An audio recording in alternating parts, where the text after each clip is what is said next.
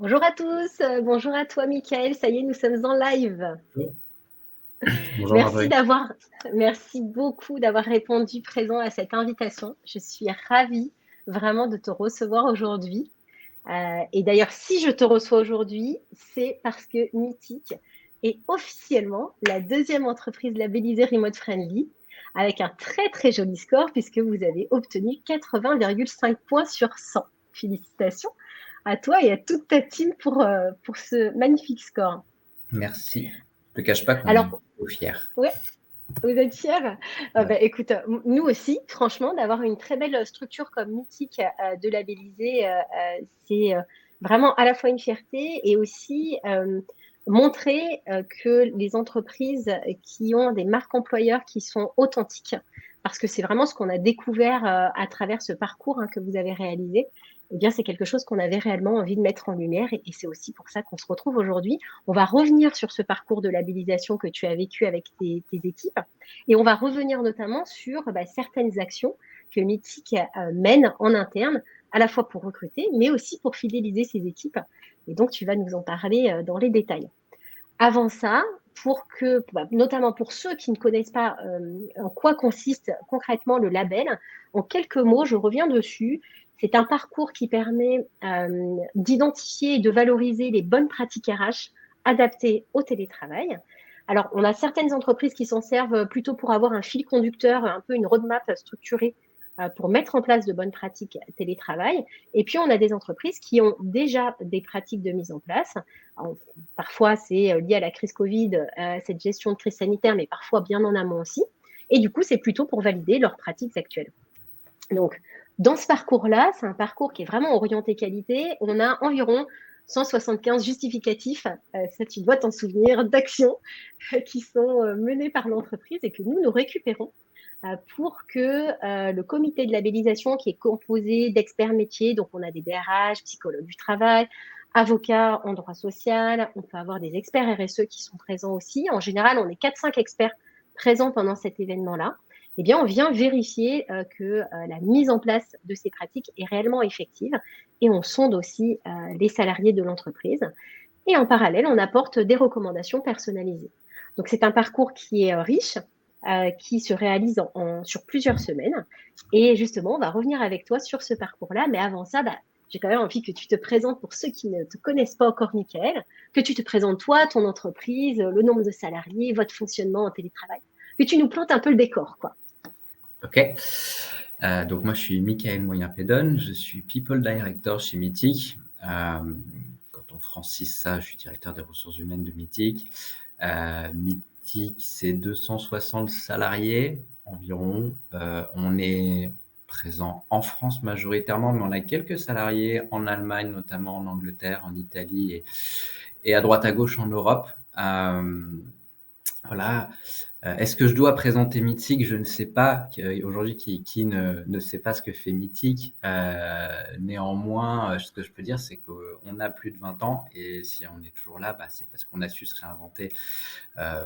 On a su réinventer et tenir notre produit au bout du jour, mais également en tant qu'employeur et sur la durée. Et on est très fiers de toujours faire partie, et en tout cas, j'en suis convaincu, des employeurs plutôt attractifs sur la place parisienne et en France d'une manière générale. Notre politique de télétravail s'inscrit là-dedans, clairement. Rester plutôt à la pointe, je ne sais pas si précurseur c'est le mot, mais au moins à la pointe des bonnes pratiques. Et en termes de télétravail, nous, ce qu'on a choisi, c'est un modèle hybride où sur le principe de base, on est à 2 jours de présence par semaine, à savoir, ce qu'on demande, c'est au moins 1 jour par équipe au sens très rapproché du terme de l'équipe, le manager de son équipe, et un deuxième jour qui est plus orienté transversalité.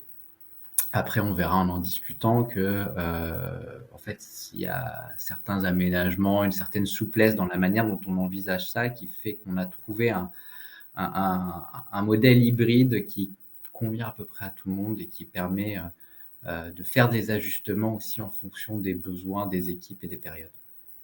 Ok, super. Bah, écoute, merci beaucoup pour voilà cette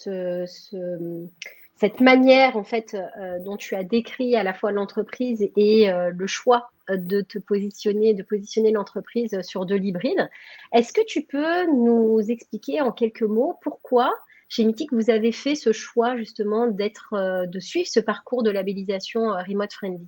Qu'est-ce qui vous a poussé à le réaliser? Euh, Plusieurs choses. En premier, c'est notre rencontre.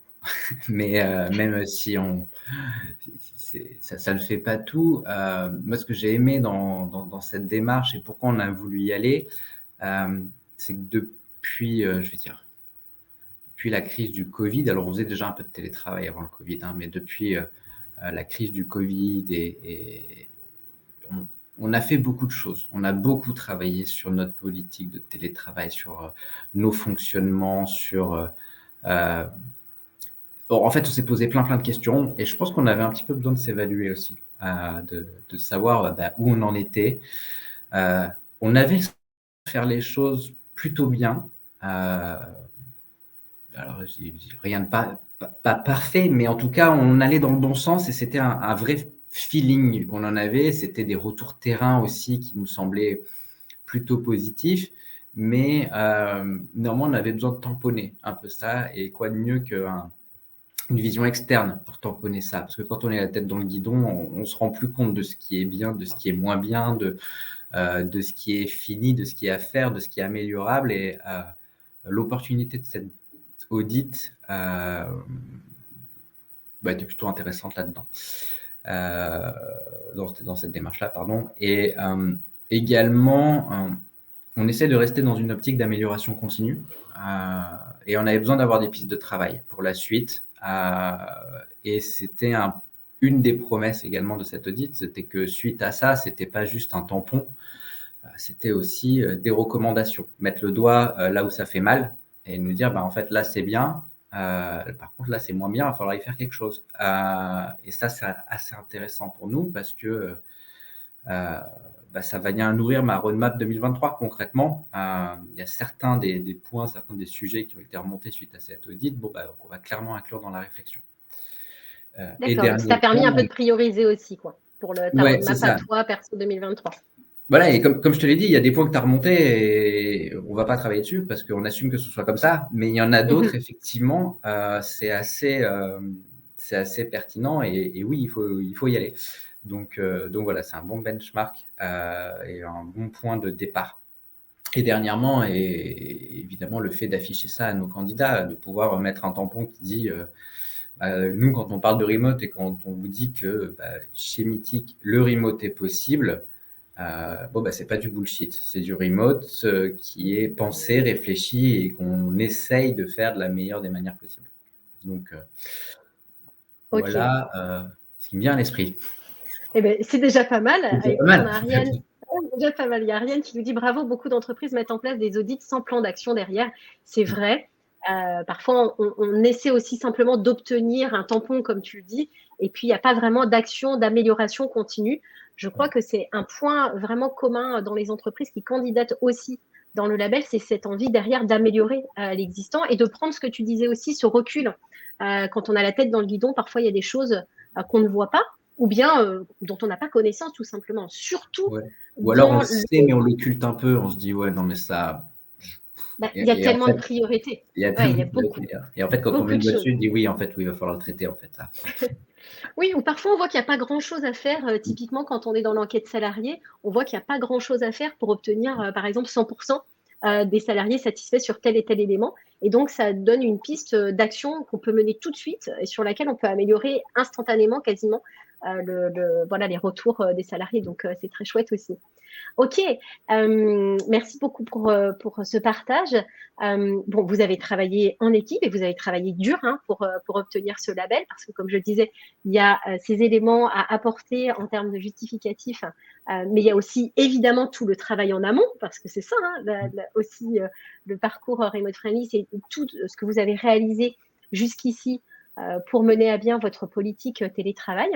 Au regard des besoins aujourd'hui des talents, de ce qui remonte du marché de l'emploi, qui est vraiment en pleine mutation, hein, de toute façon déjà ces dernières années, mais encore plus ces derniers mois, est-ce que toi, tu recommanderas à d'autres DRH justement ce parcours labellisant?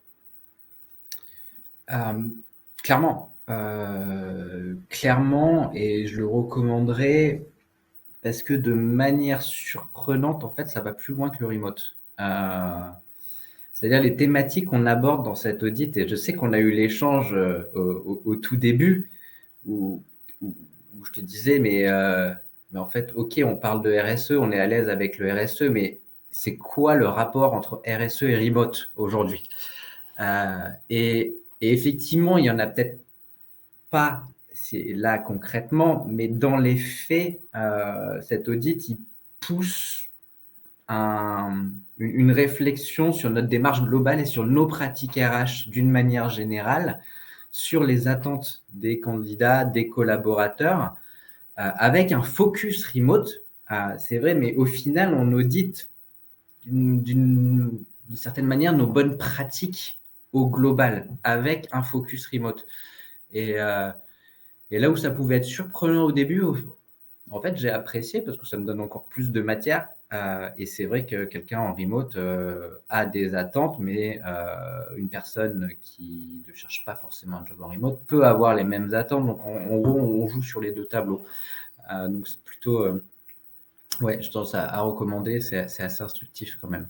C'est assez C'est vrai instructif. qu'on a eu cette discussion, hein, sur, mais c'est plus large en fait que le remote. Et parfois, quand j'échange avec des prospects ou même avec des clients qui me disent, ah, tu vois, moi, je pensais qu'on allait dans les critères avoir, bah, il faut qu'on ait tous un fond commun derrière, standardisé en remote. Comme ça, on ne sait pas qui est au bureau et qui est en présentiel. Alors oui, ça peut faire partie des bonnes pratiques que l'entreprise peut mettre en place, mais par contre, ça ne fait pas partie des attentes et des besoins des talents et des salariés. Et en fait, le label, il a été co-construit et avec des experts pour avoir une vision et une expertise bien précise sur certains sujets, mais aussi et surtout avec les talents qui nous ont remonté pendant quasiment un an. On a eu environ 900 talents et donc en recherche d'emploi et salariés qui nous ont dit voilà ce qui est important en fait pour nous.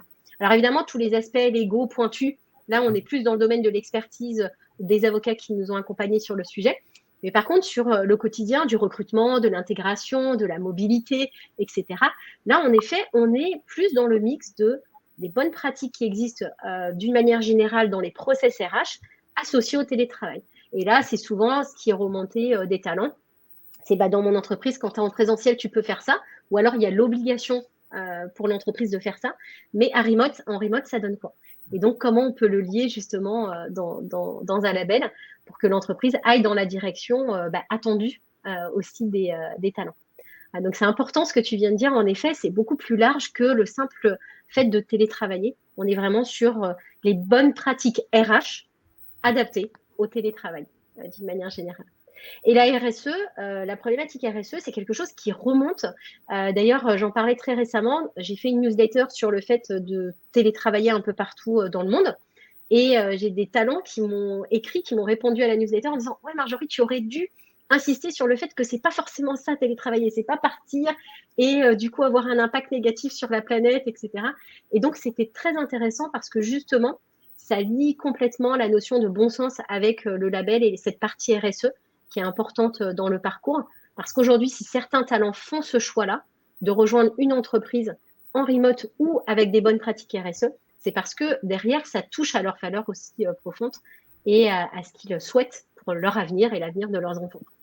Donc voilà, juste petit aparté sur la partie RSE. On va laisser de côté la notion et le parcours du label voilà, sur le pourquoi du label, etc. On va maintenant revenir dans cette seconde partie en détail sur justement nous, ce qu'on a pu et qu'on a eu la chance d'observer avec les experts métiers, des bonnes pratiques chez Mythique. Et notamment, il y a 4 items qui ont retenu particulièrement mon attention. C'est celui du recrutement, la partie bien-être, la partie carrière et la partie RSE. Donc, on va revenir en détail avec toi sur ces éléments. Et j'aimerais bien que tu puisses nous parler en particulier de ce premier item recrutement et des bonnes pratiques que vous avez mis en place, à la fois bonnes pratiques RH et bonnes pratiques liées au télétravail, justement. Qu'est-ce que tu peux nous en dire? Ça me fait plaisir que tu aies retenu cet item-là. Je viens du recrutement à la base. Le début de ma carrière, c'était dans le recrutement et je suis passé par là avant d'évoluer. Donc, c'est vrai que c'est un des sujets qui me tient à cœur, un des sujets RH avec lequel je suis à l'aise, avec lequel j'aime jouer. Et ouais, on a mis beaucoup d'emphase sur ce sujet recrutement.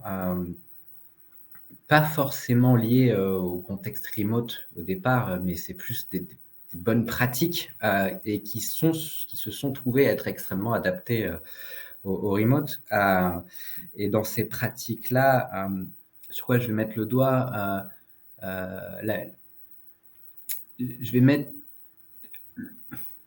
l'emphase sur la manière dont on gère nos candidats dans un premier temps et dont on s'assure qu'ils ont une réponse systématique et personnalisée. Et ça, je pense que c'est quelque chose qui doit être mis en place par la plupart des entreprises. Et aujourd'hui, on a des super outils et ou boîtes qui peuvent nous accompagner là-dessus. Et nous, c'est le choix qu'on a fait aujourd'hui d'externaliser une réponse à nos candidats pour avoir justement de la vraie qualité, de pouvoir focuser nos recruteurs sur toutes les tâches à forte valeur ajoutée. Donc ça, c'est plus dans la considération du candidat dans un premier temps. Mais si on axe ça plus sur le côté remote, ça a été très rapidement la capacité à basculer tous nos entretiens en présentiel ou en distanciel. Et ça fait plusieurs années, je veux dire, que même avant le Covid, qu'un candidat a été reçu de la même manière en présentiel et en distanciel. On essayait, et je dois le dire, on essaye toujours idéalement d'avoir au moins un des entretiens sur place parce que c'est sympa, parce qu'il y a un côté un peu plus chaleureux peut-être, parce que nos locaux, ils sont superbes, et qu'en vrai, c'est un argument aussi. Mais en fait, si c'est pas possible, c'est pas grave. C'est pas grave, ça marche quand même. Ça marche quand même. Tous nos outils d'assessment sont dématérialisés. Même pour les devs, tous les tests techniques se font avec des Miro, avec d'autres outils de ce type-là qui font que, en fait, quelqu'un à distance ou en présence a exactement les mêmes chances. Par contre, ça nous a obligé le fait de se dire, en fait, il se peut qu'il y ait certains candidats, on ne les voit jamais réellement avant. Ça nous oblige à être encore plus précis dans nos process de recrutement, encore plus carrés. Et c'est ce qui nous a poussé aussi à déployer les entretiens structurés sur tous nos entretiens et sur tous nos candidats pour justement enlever les biais. En fait, on a des biais positifs et des biais négatifs et on les a qu'on soit en présentiel ou en distanciel. Mais en fait, en distanciel, on va perdre un peu certains points et en présentiel, on va en retrouver d'autres, mais qui vont pouvoir nous influencer d'une bonne ou d'une mauvaise manière. En fait, en mettant en place les entretiens structurés, on essaye d'éliminer au maximum les biais qui pourrait y avoir et qui sont en partie liés au fait qu'on soit à distance ou en présence.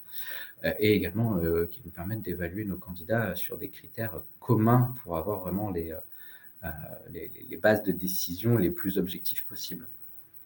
Je ne sais pas s'il y a d'autres points qui t'ont fait réagir, je creuse, parce qu'il y en a au recrutement quand même, on a pas mal de choses.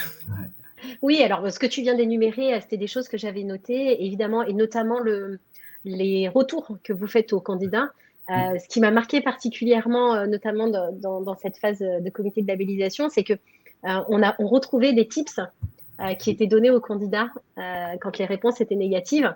Et tout à l'heure, tu parlais de la considération. Je pense que ça, aujourd'hui, c'est quelque chose qui fait très souvent défaut aux entreprises. C'est le fait d'aller vraiment personnaliser la réponse et montrer à la personne qu'on a bien lu sa candidature. On a trop de mails génériques. Et ça, c'est vraiment quelque chose qui était très appréciable dans ce qu'on a pu auditer. Un élément également que j'ai retenu, c'est la notion de salaire non indexé par rapport à la région d'habitation du candidat. Ça, c'est des questions que commencent à se poser beaucoup d'entreprises aujourd'hui. C'est des éléments qui peuvent être amenés d'ailleurs à évoluer dans le temps, mais c'est une très bonne pratique qui fait partie des pratiques qu'on mentionne justement dans ce parcours. Donc voilà, ça c'est des éléments côté recrutement qui m'ont particulièrement marqué. Et j'ai un doute, confirme-moi si c'est bien le cas chez Mythique, mais il n'y a pas un transfert aussi des CV qui sont. Vous n'utilisez pas une plateforme qui permet de transférer les CV pour lesquels vous savez que le profil ne correspond pas dans Ouais, votre entreprise? on est en train de le mettre en place avec France Digital. Ouais. C'est en cours Voilà, de c'est ça. déploiement. Ok. Ouais, de pouvoir Voilà, réutiliser les. j'avais un doute parce que bon, ce que je disais, 175 justificatifs, il y a beaucoup, on sait plus après forcément tout, mais il me semblait bien qu'il y avait ça. Et ça, c'est aussi une très très bonne pratique. On a souvent la sensation que les entreprises mettent en place des ATS, donc des outils qui permettent derrière d'aller faire un suivi des candidatures. Mais quand le profil ne correspond pas à l'entreprise, c'est dommage parce qu'il va être classé dans un dossier, puis derrière, son CV peut-être qu'il ne va servir à rien, alors que par l'intermédiaire justement de France Digital, on peut permettre de diffuser plus largement une candidature. Et donc, ça, c'est aussi une très, très bonne pratique qu'on a pu noter vous concernant. Donc oui, on voit que côté recrutement, en tout cas, il y a beaucoup de choses qui sont menées de votre côté et qu'il y a un travail vraiment de fond pour donner cet équilibre, en fait, entre les candidatures, les candidats qui peuvent venir en présentiel et ceux qui sont en full distanciel. Sachant que, n'oubliez pas, pour ceux qui nous écoutent, vous êtes chez Mythique dans un mode hybride. Donc là, le fait de faire déplacer aussi pendant le process recrutement des profils pour une partie de l'entretien, ça fait complètement sens aussi, puisqu'à un moment donné, ils seront amenés à être dans ces bureaux. Et après, tu parlais de l'indexation des salaires, hein, et c'est vrai que c'est Oui. un vrai sujet, un vrai questionnement de beaucoup de gens. On l'a eu également. On s'est facilité la tâche quand même d'une certaine manière parce qu'on est en hybride, c'est-à-dire que nous, le lieu de travail des gens, c'est Paris. Donc, en fait, si tu rejoins Mythique, on te demande de venir à Paris, de venir au bureau et de travailler depuis Paris entre 1 à 2 jours par semaine. En gros, c'est ça. On se dit. Oui. Donc, en fait, les gens ont le choix d'habiter où ils veulent, mais ils ont quand même une contrainte qui est il va falloir se déplacer sur Paris de manière assez régulière. Donc, de fait, c'est compliqué et même éthiquement parlant, on n'est pas à l'aise de dire, en fait, vu que tu n'habites pas Paris, tu as un salaire qui est moindre. En fait, ton lieu de travail, c'est Paris et tu viens sur Paris régulièrement. Et en fait, ouais, il y a le TGV, mais c'est quand tu habites à Aix-en-Provence, ok, tu es à 3 heures de Paris, mais bon, le coût de la vie à Aix-en-Provence, il est quand même sympatoche. Plus, tu as des frais complémentaires à côté liés au fait qu'on t'impose de te déplacer quand même de l'autre côté de tout.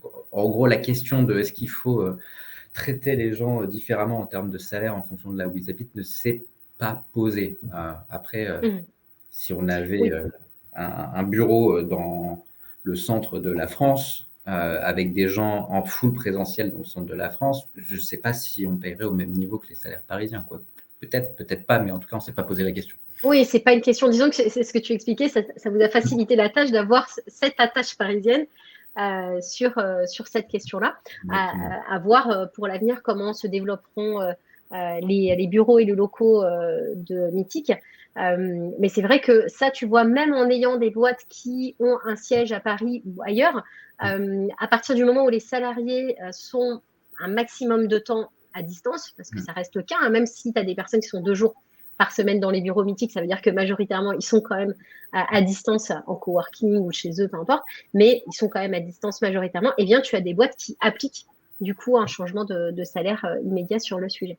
Ça fait pas partie des éléments que pratique Mythique aujourd'hui. Bon, on va passer, on a parlé de la partie recrutement, on a d'autres sujets à voir et je vois qu'Ariane nous a posé une question sur les risques psychosociaux, notamment avec la mise en place du remote. Et justement, on va se focus un peu sur la partie QVCT bien-être chez Mythique. Peut-être est-ce que tu peux nous parler dans ce que moi j'avais noté, justement, il y avait le pouls, la prise de pouls régulière des équipes, mais aussi le soutien psychologique en cas de besoin. Est-ce que tu peux nous parler de ces éléments liés donc à la fois au télétravail et aux bonnes pratiques RH chez Mythique? Oui, par où prendre le sujet et j'ai vu la question Ariane. Ariane, pardon, je savais pas si c'était Oriane ou Ariane. Tout ça est plus ou moins lié. Donc, chez Mythic, on est une boîte quand même foncièrement humaine et bienveillante. Et ça se ressent dans le quotidien, dans les retours terrain, dans le type de management qui est adopté. Enfin, on a une culture de la bienveillance, du care, qui est assez présente chez nous. Après, en effet, introduire plus de remote fait qu'on a moins de visibilité claire et nette sur ces sujets-là. Aujourd'hui, le fait d'être en hybride est une des réponses qu'on peut apporter. On se dit, en fait, il n'y a personne qu'on ne va pas voir pendant 2 mois. On reste une petite société et on a ce garde-fou-là. Ça ne veut pas dire qu'il n'y a pas d'autres choses mises en place à côté. Effectivement, comme le disait Marjorie, on a mis en place une plateforme qui s'appelle Modern Health, qui est une plateforme qui a été déployée au niveau groupe. Donc, Mythic appartient à un gros groupe qui s'appelle Match Group, qui est présent dans le monde entier. Donc, on a nos propres politiques et il y a des sujets qui viennent de Match Group. Et ça, effectivement, c'est un outil dont on a profité, qui a été déployé par le groupe, qui permet aux gens d'avoir un accompagnement anonyme, gratuit, en cas de besoin, avec des conseils, des tips de la méditation, mais aussi des séances de soit coaching, soit de thérapie incluses là-dedans pour chacune des personnes. Accessible, est-ce que tu peux juste nous préciser si c'est accessible dès l'entrée en poste, après une période d'essai? Non, tout de suite. Ça fait partie de l'offre globale qui est proposée à nos collaborateurs. Et je ne sais plus quel point tu avais mis en avant aussi. Là, je parlais principalement donc, de la prise de pouls régulière des équipes. Ouais. Prise de pouls générale, pas forcément que psychologique pour le coup. Ça peut être lié vraiment à comment vit le salarié son expérience dans l'entreprise d'un point de vue général, et donc ce soutien psychologique. Donc oui, ce que tu viens de nous dire déjà répond à un premier élément qui est cette mise en place globale au niveau du groupe de cet accompagnement, notamment psychologique, sur lequel n'importe quel salarié, dès son entrée en poste, peut faire appel. Et la prise de pouls régulière, peut-être que tu peux en parler également. Oui, la prise de pouls, nous, on a des surveys, on appelle ça des surveys, des engagement surveys ou des pulse surveys de manière assez régulière. Alors, quand je dis régulière, on n'a pas... je sais qu'il y a des entreprises qui font genre 3 questions toutes les semaines ou un survey tous les mois ou quelque chose comme ça. On n'est pas à ce niveau-là. On n'est pas à ce niveau-là. C'est un peu trop par rapport à la taille de notre organisation, par rapport à notre fonctionnement, mais on le fait quand même de manière assez régulière. C'est-à-dire qu'il y a à minima 2 engagement surveys par an, un plus petit et un plus gros. Et après, il peut y avoir des petits pulse surveys sur des thématiques particulières. Donc, ça peut être dans des situations quand il y avait le Covid et surtout ça pour essayer d'avoir une idée de où en étaient nos gens et comment ils se sentaient et comment ça allait et s'il y avait des alertes qui nous remontaient. Ça peut être aussi sur le fonctionnement, nos fonctionnements en remote en termes d'outillage, en termes de pratique, en termes d'accès à l'information, etc., de savoir si on est au bon niveau et c'est ce dont ils ont besoin. Pardon. Donc voilà, ça a des surveys globaux et sur plusieurs thématiques, 1 à 2 fois par an, plus 2 fois par an, et après du pulse survey de manière assez régulière. Oui, et puis tu as aussi la proximité en fait chez Mythic du management et la formation aussi à cette détection, à la détection des signaux faibles, voilà, à la manière de communiquer avec les équipes aussi, qui est assez régulière et mise en place sous forme d'atelier avec les managers chez Mythic. Tout à fait. Et merci de me rappeler les points que j'avais oubliés. C'est totalement vrai, je suis d'accord avec toi. C'est tout à fait ça. Écoute, nous, on a été passionnés au niveau des experts par les audits qu'on a menés. Et justement, voilà, il y a des grands points comme ça qui sont aussi sur lesquels on a pu étudier ces justificatifs et voir vraiment creuser dans le détail. Parce que là, aujourd'hui, on est sur un live où on peut vous donner, on va dire, la face immergée de l'iceberg.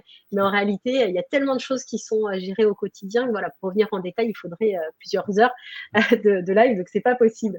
D'ailleurs, je vois qu'on est déjà à 30 minutes, donc on va passer à la suite des items, et notamment l'item carrière. J'avais envie d'aborder avec toi parce que chez Mythic, vous avez mis en place un élément qui est hyper intéressant dans notamment le développement des compétences des collaborateurs. Si tu veux bien, nous en parler, je veux bien qu'on fasse un focus en particulier dessus parce que ça, c'est une très bonne pratique, et notamment dans des équipes qui sont à distance parce que l'accès est facilité. Et si tu vois là où je veux t'emmener, en fait, j'ai envie que tu nous parles de Litmos, qui est un outil que vous utilisez aujourd'hui chez Mythic. Ok, je vois où tu veux m'emmener.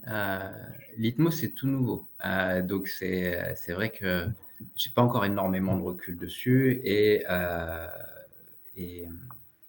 je pense que j'aurai plus de recul en 2023. En gros, Litmos, c'est un LMS, qu'on appelle un Learning Management System, qui nous permet de regrouper sur une seule plateforme la plupart des contenus de formation qu'on met à disposition de nos collaborateurs. Donc, c'est assez intéressant dans un mode descendant où si on a des formations, on peut créer des parcours de formation pour des nouveaux arrivants. On se dit qu'un dev, par exemple, il faut qu'il suive telle formation sur Udemy. Donc, Udemy, c'est une plateforme de e-learning qu'on a à disposition. Il faut qu'il suive tel tuto, il faut qu'il suive, qu'il rencontre telle personne, etc. Et on peut créer des parcours de formation sur mesure en fonction des profils des collaborateurs. Là où c'est intéressant aussi, c'est que ça permet à ceux qui ont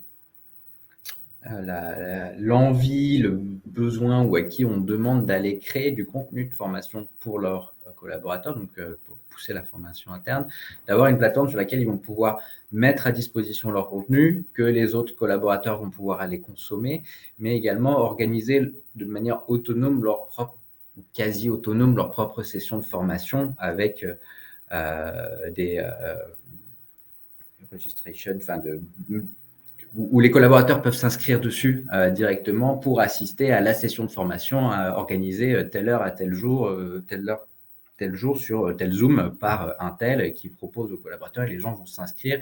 Et de la même manière que ceux qui sont ici se sont inscrits sur le lien pour assister à ce live, eux, ils peuvent s'inscrire à la formation et le formateur a accès directement à la liste des personnes qui vont venir assister à la formation. Et nous, ça va nous permettre de récupérer cette information-là aussi pour avoir un suivi dans le plan de développement de compétences et de savoir que en fait, j'ai 10 personnes qui ont assisté à la formation sur l'art de faire du feedback proposé par Nico, notre coach agile, par exemple. Mmh. Oui, super. Et ça, c'est un super outil qui peut servir dans les entretiens professionnels qui sont obligatoires tous les 2 ans à mettre en place par les entreprises. Donc, ça permet aussi de voir un parcours, une progression, un suivi de formation, voilà, et que l'information ne se perde pas à droite à gauche. Donc, c'est à la fois un très bon outil de suivi, mais aussi, ça répond pleinement aujourd'hui aux attentes et aux besoins des collaborateurs qui ont envie majoritairement de continuer à apprendre quand ils arrivent dans une entreprise. Et ce qu'on a trouvé vraiment intéressant à travers cette nouvelle mise en place de votre côté, c'est qu'il y a vraiment cette envie, justement, d'aller dans le partage des connaissances, à la fois à travers des parcours qui sont déjà établis avec des formations, comme tu l'as cité sur Udemy, mais aussi des parcours que peuvent créer les collaborateurs ou des formateurs externes. Et tout le monde a accès, en fait, à cette information-là. Elle n'est pas diffusée uniquement à quelqu'un qui serait présent sur place tel jour et qui aurait eu la chance de croiser au bon moment une personne qui parlait de la formation et de l'accès à cette formation. Donc ça, c'est une super pratique côté carrière qu'on commence à retrouver, mais notamment plutôt dans les entreprises de la taille de Mythic, d'ailleurs, alors que ce sont des pratiques qui peuvent être mises en place dès le départ. Hein. On peut vraiment... alors aujourd'hui, on le sait. Il y a quelques années, ce n'est pas un truc auquel on pensait. Ce parcours de formation complètement digitalisé, accessible à distance, c'est vraiment venu aussi avec la crise. Donc, c'est normal que des entreprises comme la tienne, comme Mythic, aujourd'hui prennent part à cette évolution-là, mais ce n'est pas accessible qu'aux structures de taille moyenne ou grosses structures. Même des petites structures peuvent mettre en place ces parcours-là et utiliser aussi des outils de type Loom pour former à distance les collaborateurs sur des périodes très courtes et ça leur permet d'avancer. En tout cas, très bon choix. Ça a vraiment été un des points sur lesquels nous, on a apprécié regarder un petit peu ce que vous proposiez dans ce développement, on va dire, de la qualité des pratiques mises en place côté carrière chez Mythique. Est-ce que tu voulais aborder un autre aspect particulier sur la partie carrière de ton côté?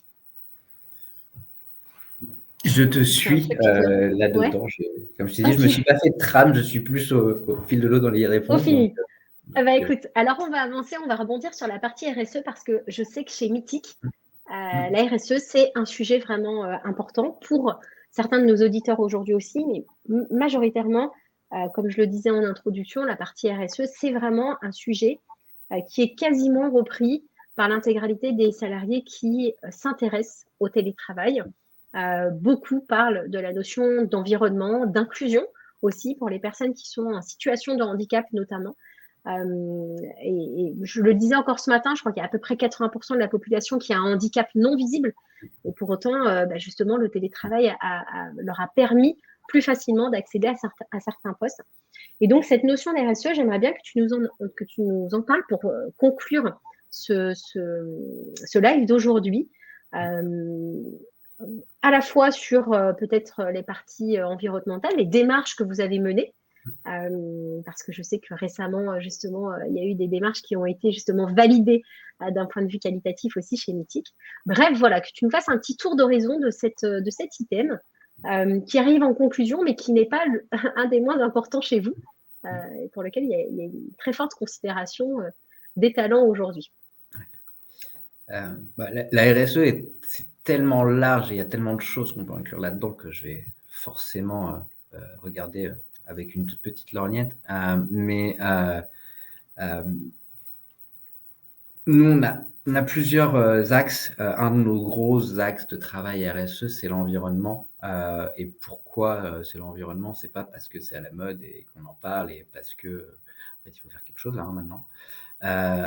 C'est quelque chose qui vient de plus loin et qui est assez sincère. Donc, c'est une démarche qui a commencé il y a 3 ans, au moins 3 ans maintenant, qui a été portée par notre CEO, qui est très, très sensible à ces sujets-là et qui nous a dit, moi, je veux qu'on se donne un objectif, c'est que Mythique respecte les accords de Paris et qu'on réduise notre production de carbone de 10% par an.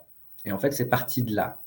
Et ça a été cette dynamique impulsée par la direction qui a été très, très forte et qui a amené à beaucoup de choses. Ça va être compliqué de rentrer là dans les détails assez rapidement, mais une des premières choses qui a été faite, c'était d'aller essayer de mesurer notre impact. Et très rapidement, on s'est rendu compte que l'impact de Mythique carbone, il y avait plein de choses qu'on pouvait faire au niveau de nos locaux et de nos collaborateurs, mais qu'en fait, c'est pas le plus dur. Et ça, on a fait l'impact principal et l'impact de nos users, de nos utilisateurs et ceux qui utilisent nos apps. Et c'est là qu'on a une carte à jouer. C'est là où on peut avoir vraiment avoir du changement. Et donc, on a toute cette partie considération de notre empreinte, de l'environnement, etc., qui va être à la fois un axe de travail de pas mal d'équipes, où aujourd'hui toutes nos apps sont pensées, sont réfléchies, sont optimisées dans cette optique-là sur comment elles sont moins consommatrices, donc moins émettrices, et ce qui a un avantage également vis-à-vis de nos clients, une app plus légère, moins consommatrice, qui est plus légère et plus fluide en fait et plus rapide pour les utilisateurs, et donc en fait tout le monde gagne. Mais ça a réveillé, on va dire, ou du moins permis à des gens qui avaient des convictions et des envies assez fortes en interne de dire moi, ce sujet-là, il m'intéresse, j'ai des idées et on peut faire des choses. Et ça a commencé aussi pendant le Covid avec des gens qui sont mis à faire des tutos do it yourself pour leurs collaborateurs et jusqu'à pour leurs collaborateurs, pour leurs collègues, et jusqu'à aujourd'hui où on a des potagers sur nos terrasses avec tout un groupe de collaborateurs qui fait pousser des fruits et des légumes sur les terrasses de Mythique. C'est assez sympa. Donc en fait, ça touche pas mal de choses et en fait, beaucoup de choses en plus, mais c'est compliqué d'y rentrer là-dedans. Mais effectivement, comme tu disais, Marjorie, il y a tout un autre axe qui n'est pas que l'environnement, qui est aussi le social et le sociétal, qui sont des points et des axes qu'on va travailler. Et c'est marrant que tu en parles là, parce que la semaine dernière, donc, on avait banalisé une journée, alors sur la base du volontariat, hein, ce n'était pas une obligation, mais on avait banalisé une journée pour que nos collaborateurs puissent donner de leur temps à des associations. Donc, on avait événementialisé un petit peu ça. On avait une quinzaine d'associations qui avaient des missions, donc soit du mécénat, soit de la mission plus classique, qui maraude, opérationnelle, etc., pour que tout le monde trouve chaussures à son pied. Et donc, on a eu à peu près 70 collaborateurs qui, mardi dernier, étaient en mission auprès d'associations.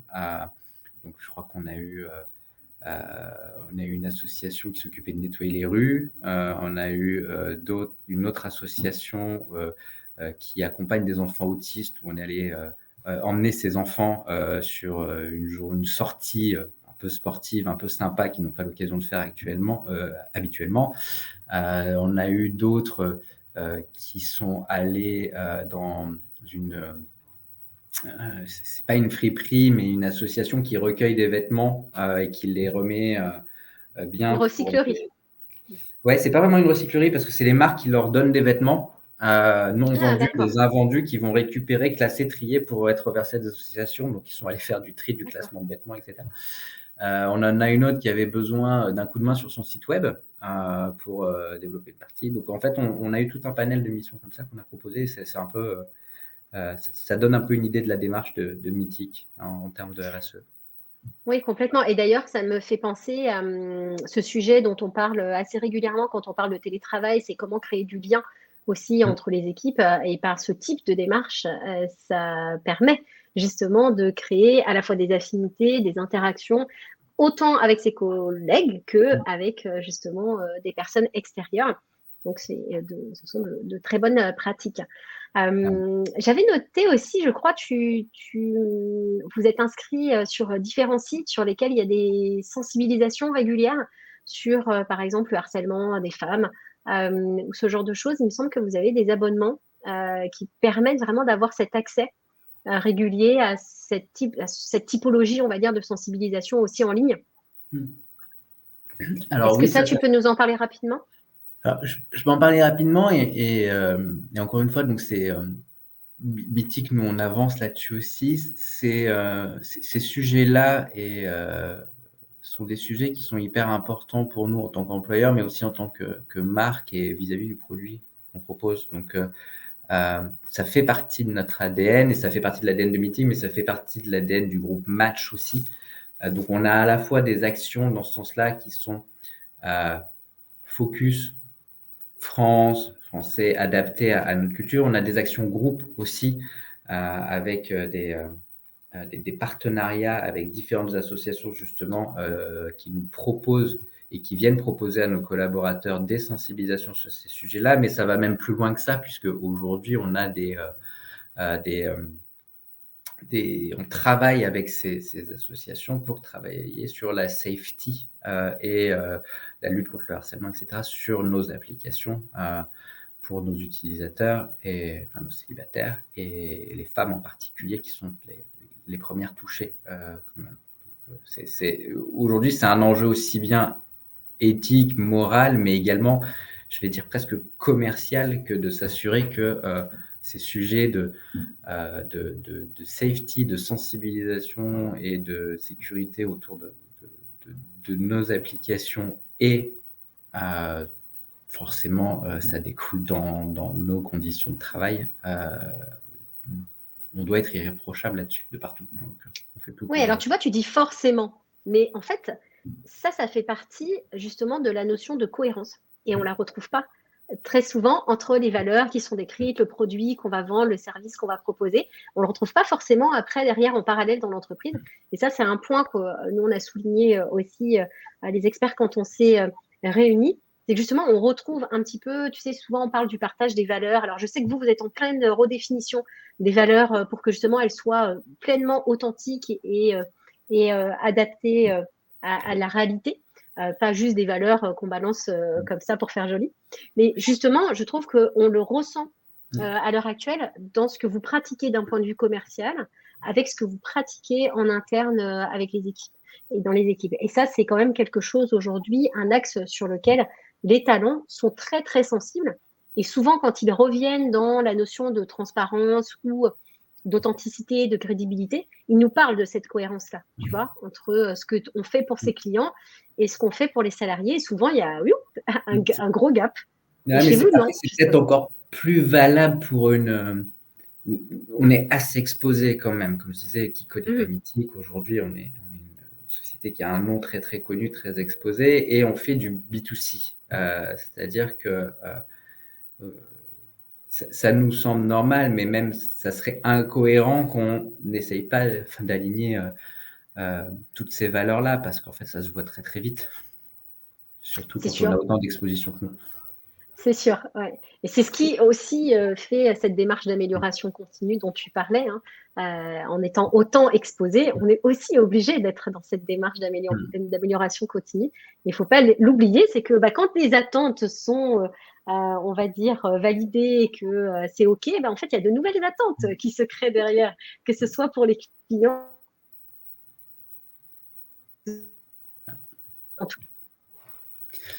Pleinement évoluer dans. Perdre. Non, ça y est, on m'avait perdu quelques. Eh bien, écoute, d'ailleurs, je vois, comme on m'a perdu quelques secondes, je vois que ça fait déjà 46 minutes qu'on est ensemble. On a fait globalement, je dis bien globalement, le point sur les pratiques, en tout cas, les bonnes pratiques qui a été importante de partager aujourd'hui avec ma communauté. Je te remercie de l'avoir fait en toute transparence, Michael. Évidemment, on pourra en parler pendant des heures. C'est une évidence. Mais aujourd'hui, on va s'arrêter là pour ce live. Évidemment, on reste disponible, Michael, comme moi, pour répondre à vos questions si vous avez envie, sur LinkedIn, au moment où vous regardez cette fin de live ou en replay, parce qu'on sait que vous êtes beaucoup à regarder plutôt en replay, en général, les visios comme celle-ci. En tout cas, n'hésitez pas, on y répondra avec plaisir. Et puis, qu'est-ce qu'on peut souhaiter à Mythique pour l'année 2023 ? C'est quoi vos grands projets? Est-ce qu'il y a des grands projets en particulier en route, ou là on est plus sur la consolidation de l'existant? Il y a toujours des grands projets. Il y a toujours des grands projets. Après, ça, ils ne sont pas forcément aux mêmes endroits. Là, niveau RH, on va être plus sur de la consolidation et de l'amélioration continue. On a fait les gros chantiers ces 2-3 dernières années quand même. Ouais. Et il y a d'autres choses qu'on veut pousser, qu'on veut mettre en place, et notamment, on parlait de développement des compétences et pousser un peu plus le développement de la formation interne et du collaborateur formateur / partageur / éducateur, peu importe. Ça, c'est vraiment des choses qu'on a envie de creuser un peu plus cette année et qu'on va pousser un peu plus fort. Mais en fait, je souhaite qu'on passe tous une très très bonne année et que 2023 ne soit au final pas l'année catastrophique que tout le monde nous annonce. Donc, oui, on espère. On espère. En tout cas, bon, ce qui est sûr, c'est que vous donnez les moyens d'aller dans la bonne direction.